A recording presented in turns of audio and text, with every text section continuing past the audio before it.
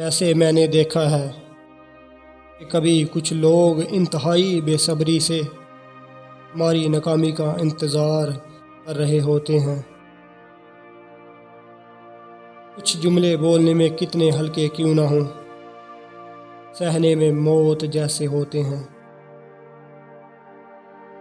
صرف رب کی ذات ایسی ہے کہ معافی مانگنے پہ یہ نہیں پوچھتا کہ غلطی کیوں کی تھی۔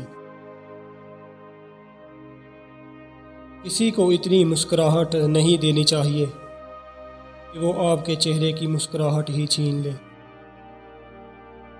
حکیم لقمان سے پوچھا گیا کہ کسی انسان کی زندگی میں کبھی موت سے تلخ بھی کوئی لمحہ آ سکتا ہے؟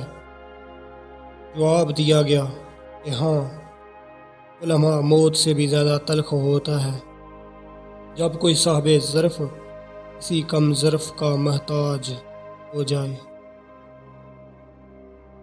دنیا کا سب سے قیمتی تحفہ ہم سفر ہے، جو قیمت سے نہیں قسمت سے ملتا ہے۔ خواب تو دیکھنے کے لیے ہوتے ہیں، اور خوبصورت ہوں تو جاگتی آنکھوں سے بھی دیکھنے کا دل کرتا ہے۔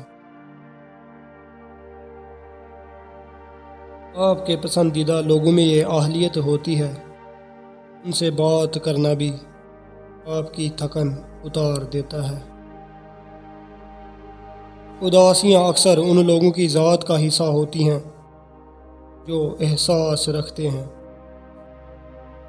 ایک دن آپ اپنا سب کچھ ایک ہی انسان پر وار دیں گے اور آپ کو بدلے میں یہی جواب ملے گا کہ کیا میں نے کہا تھا۔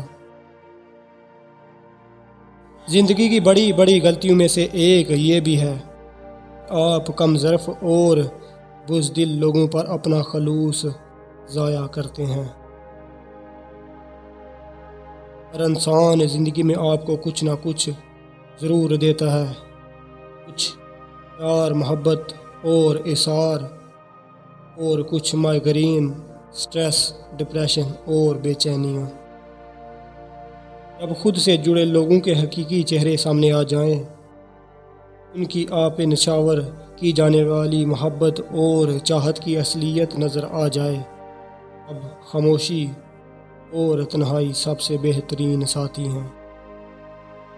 مصیبتوں کو چھپانا بھی راز کو چھپانے جیسا ہے، کیونکہ ان کا اظہار دشمن کو خوش کرتا ہے اور محبت کرنے والوں کو تکلیف دیتا ہے۔ اگر آپ زندگی میں خوش رہنا چاہتے ہیں تو دوسروں کی خوشیاں خراب مت کریں۔